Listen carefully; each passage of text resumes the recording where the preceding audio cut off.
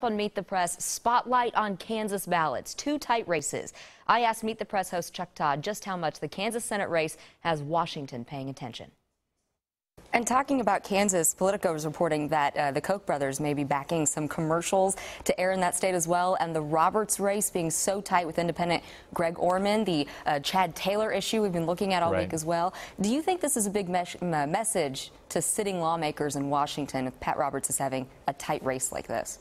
I have to say, I think that it's potential that Kansas is got two political earthquakes going on. One is the one I mentioned before, which has to do with this idea of sort of a very red state saying, you know what, actually you can cut taxes too much. There is a point where we'll say you don't need, stop cutting taxes too much. What does that do to the Republican Party?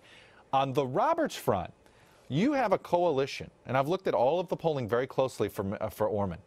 You have a coalition of Democrats and populist conservative Republicans, sort of anti-Washington Republicans, being cobbled together. About 1 in 5 Republicans right now say they're voting for Orman. And I think these were folks that were probably anti-Roberts during the primary.